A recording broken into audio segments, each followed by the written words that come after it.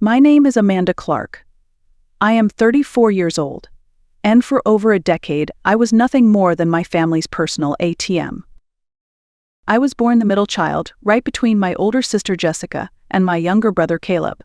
From the outside, the Clark family looked like a picture of suburban stability: 2 parents, 3 children, a tidy house in Eugene, Oregon. But behind that front door, things looked very different. Jessica was the golden girl. With her blonde curls and pageant smile, she was the star of every school play, the homecoming queen, the girl who always got a standing ovation at the dinner table for simply showing up. Caleb, the youngest, was the baby boy, sensitive, charming, a little wild. He got into trouble, often suspended in middle school, failed multiple college classes, but no matter what, my parents, David and Lorraine, would rush in to defend him. He just needs time to figure things out, they'd say. And then there was me. Amanda. I was the quiet one, the dependable one, the one who made straight A's, who packed her own lunches, who tutored other kids after school and never once missed a curfew. But in my family, competence wasn't rewarded. It was expected. When I got into college with a partial scholarship, I also picked up 2 part-time jobs to cover what was left. Jessica had her entire tuition paid at a private school, despite barely keeping her GPA above a C. My parents didn't show up to my graduation because Caleb had an emergency moving into a new apartment.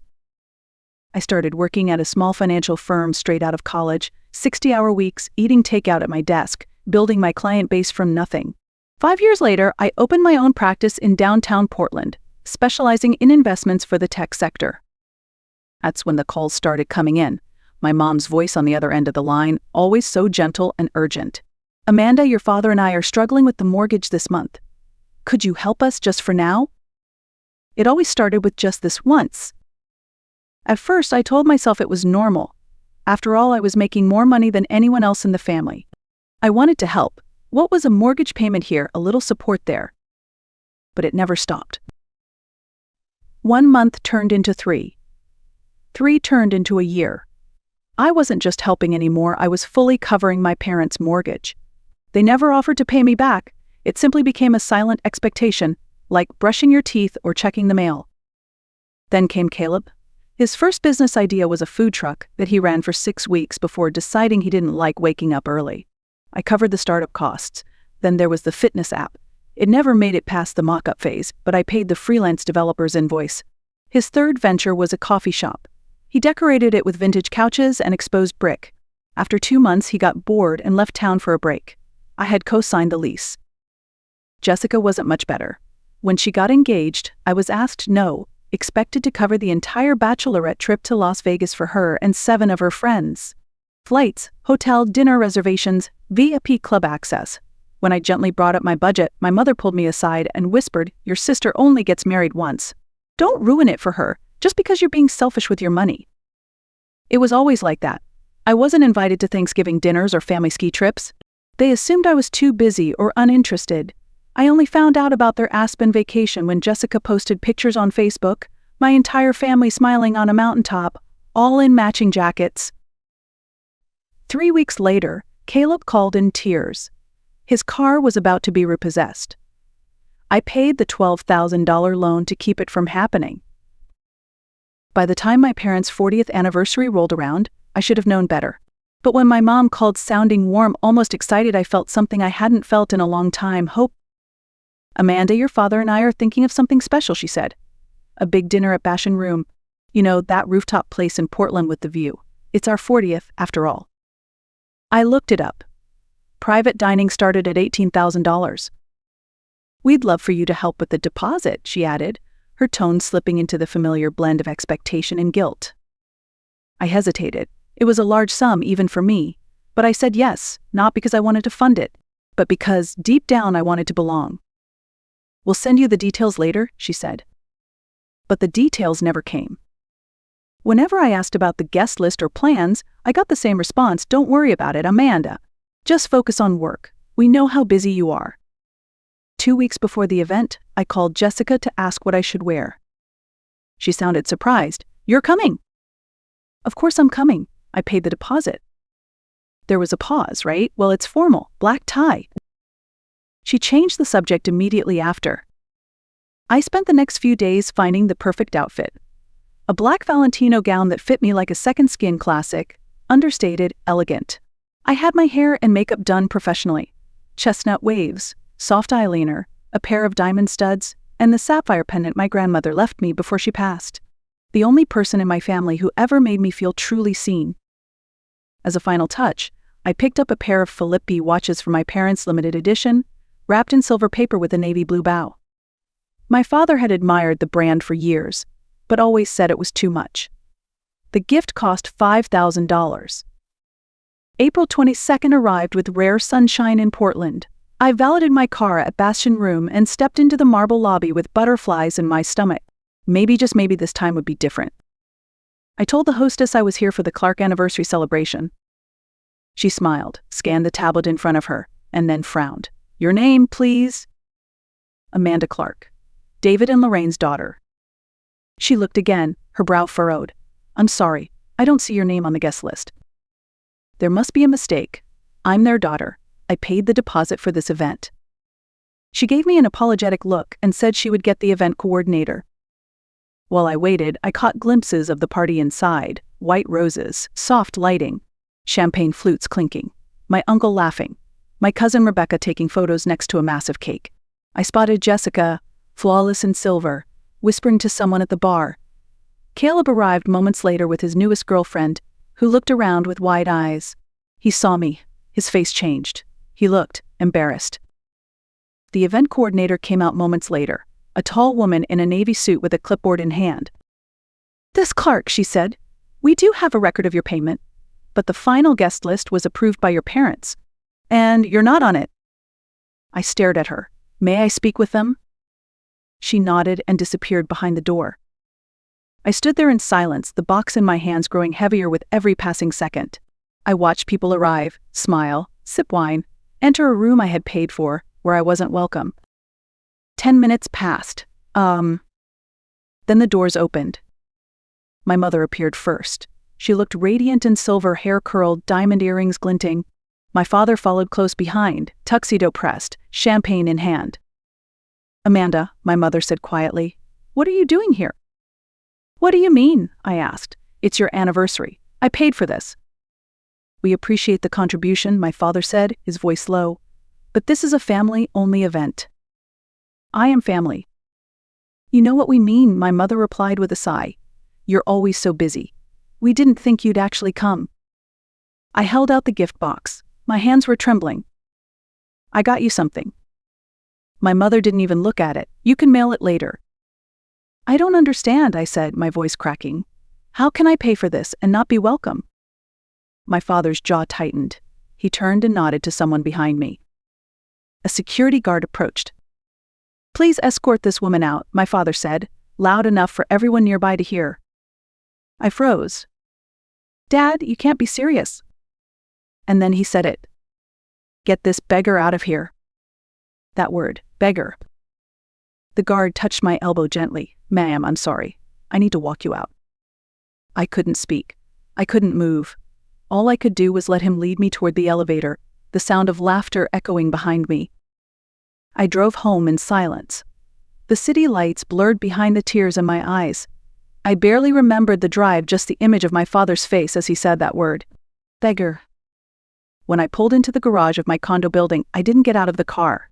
I sat there, still in the black dress, makeup ruined, holding a silver gift box like a joke. After a few minutes, the first sob escaped my throat, then another, and another. I don't know how long I cried, but eventually my phone rang. It was Jordan, my best friend since college. She was the one person who had never once asked me for anything. "Hey Mandy, how's the big celebration? Did they finally roll out the red carpet for you?" "They had security remove me," I whispered. Silence on the other end. "Wait, what?" "They threw me out, Jordan. I paid for the party, and they had me escorted out." "I'm coming over." 20 minutes later, she was beside me in the garage, pulling me into a hug. She helped me upstairs, out of the dress, wiped my face clean, and poured 2 glasses of wine. We sat in my living room, the city glowing through the window.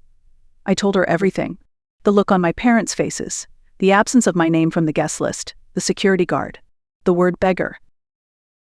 When I finally finished, Jordan was quiet for a long time.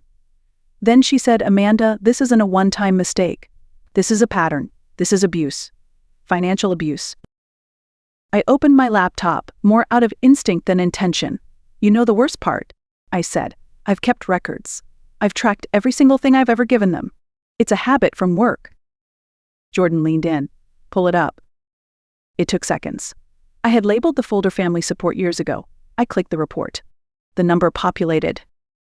$327,845.38. Jordan gasped. "Amanda, that's a house. That's retirement. That's a lifetime." I scrolled through the line items: mortgage payments, Caleb's business expenses, Jessica's wedding.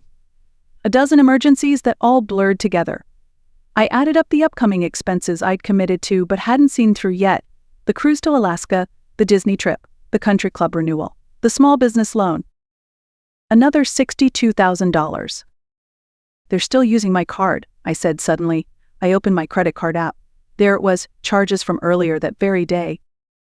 Additional catering, bar packages, a celebrity cake. They hadn't even asked. They just kept spending. On a hunch, I opened Instagram. Jessica had already posted photos. My parents cutting the cake. Caleb handing them cruise tickets, my cruise tickets. Her husband raising a toast about the upcoming family vacation to Disneyland. The one I paid for. "They're using my money to play hero," I said quietly. Jordan looked at me. "So what are you going to do?" I closed my laptop and set down the wine. "I'm going to stop it, all of it." The next morning, I woke up with a sense of clarity I hadn't felt in years. The pain was still there, but beneath it was something stronger: resolve. I made coffee, opened my laptop, and started planning. I texted Chloe, my longtime assistant and the only person outside of Jordan who had ever witnessed the extent of my family's financial dependence on me. "Need your help with something personal. Can you come by this morning?" She replied instantly, "On my way." By the time she arrived, I had already created a new spreadsheet. This one wasn't about the past. It was a list of all upcoming financial obligations I had either paid for or committed to. Line 1, Bastion Room Anniversary Deposit, $18,000. Line 2, Alaska Cruise for my parents, $12,000. Line 3, Disney Vacation for Jessica's family, $9,000. Line 4, Caleb's pending business loan, $1,500. Line 5, Country Club membership renewal, $8,000. Total, $62,500. Chloe's eyes widened when she saw the numbers. "Amanda, this is madness." "I need to know what I can cancel," I said, legally. She got to work. She called a lawyer friend who specialized in family financial matters. Without using names, she outlined the situation. "The deposit is gone," the lawyer said. "That's sunk cost. But everything else, if the services haven't been rendered or used, and there's no written agreement that they were gifts, you have the right to cancel or reclaim those funds. And the business loan. That if it hasn't been used and there's no contract, you can freeze or recall the funds." That was all I needed. Yet over the next few hours, I took my power back. I called the cruise line first. "I'd like to cancel a reservation. Booking number AC 742839. "There's a cancellation fee," the agent said. "That's fine. Please refund the rest to my original card." Next was the Disney trip. Family vacation for May 10th through 15th. Full cancellation. Then the bank. Caleb's business account had my name on it. He was just an authorized user. I'd like to freeze the account until further notice. The funds hadn't been touched. Perfect. The country club was the easiest. "I won't be renewing my parents' membership this year," I told the receptionist. "They've been members for 8 years. "I'm aware." Finally, I called Bastion Room. "I'd like to dispute additional charges made to my card." "Yes, the catering and bar upgrades were approved on site," the manager explained. "Not by me," I said firmly. "I want the difference refunded, and please update your records. Going forward, David and Lorraine Clark are responsible for any further billing." She hesitated. "And the deposit?" "Redirect it," I said, "as a donation. Portland Children's Hospital, anonymous." There was a long pause. "Of course, we'll send confirmation." By noon, everything was in motion. The bleeding had stopped. And for the first time in years, I felt like I could finally breathe. By 5 o'clock that evening, the cancellations had been processed. I activated an automatic reply for every family member's number. Financial services permanently discontinued. All inquiries will be directed to this automated response. Then I blocked their numbers. Not permanently, I wanted to see their reactions, but I needed a buffer. Jordan came over that night with Thai food and wine. "It's done," I told her as we sat on my balcony, the lights of the city stretching out below us.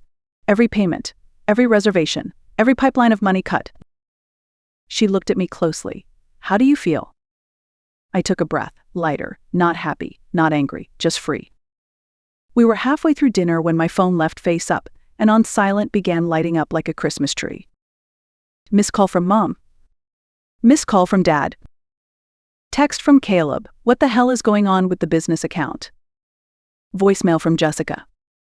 Missed call from Dad. Text from Mom, "Call me NO." Email from Dad, "Emergency call immediately." Another call, then another. In 20 minutes, I had 36 missed calls. "Wow," Jordan said. "They're spiraling."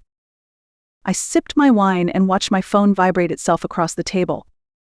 "They must have all found out at once," I said. "The cruise, Disney, the club, the frozen account." "Are you going to answer?" "Not tonight." I leaned back in my chair. I want them to sit in that feeling. The one I've known for years, being abandoned, left out, disregarded. Let them feel what it's like to have something pulled away without warning. Jordan smiled. "You're handling this like a boss." "I am a boss," I said, and for the first time in days, I meant it. We finished dinner. She stayed a while longer, making sure I was okay. I went to bed before 10 and slept better than I had in years. But peace has a price. The pounding started the next morning at 7 a.m. Fists on my apartment door, voices echoing in the hallway. "Amanda, open this door right now." I looked through the peephole. My parents, Jessica, Caleb. All of them. The storm had arrived. I didn't open the door. I stood there, barefoot in my kitchen robe, listening to them bang and shout. Jessica's voice was shrill. Caleb's fists hit harder. My father barked commands like he owned the place. But I didn't flinch. Eventually, I called building security. By the time the officers arrived, my family had retreated to the lobby. I watched from the hallway camera as they tried to argue their way past the guard. It didn't work. I wasn't afraid, not anymore. That same morning, I sat at my desk and did something I put off for years. I wrote them a letter. It wasn't angry. It wasn't dramatic. It was simple, direct, and honest. To my family. "So you taught me that love had conditions, that giving made me worthy and withholding made me selfish. For over a decade, I mistook being useful for being loved. I paid for your vacations, your debts, your emergencies each time, hoping I'd finally be seen as more than the ATM in the room. But last night, when you erased me from my own celebration and had me escorted out like a stranger, I finally understood something. You will never see me unless I disappear. So this is me, disappearing from the role you've cast me in. I'm done funding your lives while you deny me a place in them. I'm done begging for scraps of affection after footing every bill. I'm done measuring my worth by your convenience.